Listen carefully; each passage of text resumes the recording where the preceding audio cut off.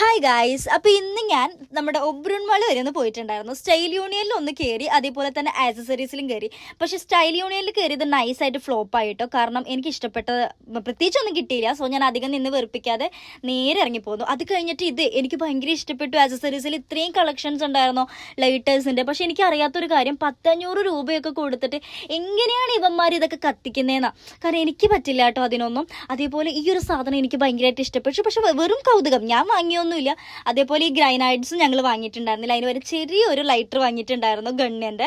പിന്നെ നമ്മൾ നേരെ കഥയും പറഞ്ഞ് പോയിട്ടുണ്ടായിരുന്നത് ഫുഡ് കോർട്ടിലേക്കാണ്. കാരണം എനിക്ക് വിശക്കുന്നുണ്ടായിരുന്നു. അങ്ങനെ ഞങ്ങൾ ഫുഡിന് ഓർഡറൊക്കെ കൊടുത്തിട്ട് ഇങ്ങനെ വെറുതെ വന്നിരിക്കുകയാണ്. അപ്പോൾ എന്താണ്, കുറുക്കൻ്റെ കണ്ണ് കോഴിക്കോട്ടിലേക്ക് എന്ന് പറയണ പോലെ എൻ്റെ കണ്ണ് അവിടെ തന്നെയായിരുന്നു. എപ്പോൾ ഫുഡ് കിട്ടുമെന്ന് വിചാരിച്ച് ഞാൻ വെയിറ്റ് ചെയ്തിരിക്കണമായിരുന്നു. അങ്ങനെ നോക്കുമ്പോഴാണ് ബാക്കിൽ ചിക്കിങ് കണ്ടത്. അപ്പോൾ ഞാൻ ഓർത്ത്, ദൈവം ഇത് ഞാൻ കണ്ടില്ലല്ലോ, അങ്ങനെയാണെങ്കിൽ ഉറപ്പായിട്ടും ഞാൻ ചിക്കിങ് കഴിക്കുള്ളായിരുന്നു. അങ്ങനെ പൈസ എന്തായാലും ഇവിടെ കൊടുത്തല്ലോ എന്ന് ഓർത്തിട്ട് ഞാൻ പോയിട്ട് എൻ്റെ മോമോസൊക്കെ വാങ്ങിക്കൊണ്ട് വന്ന് ഇങ്ങനെ കഴിക്കുമ്പോൾ നല്ല കിടിലൻ ചൂടായിരുന്നു കേട്ടോ. എൻ്റെ നാവൊക്കെ ചെറുതായിട്ട് പുള്ളിപ്പോയി.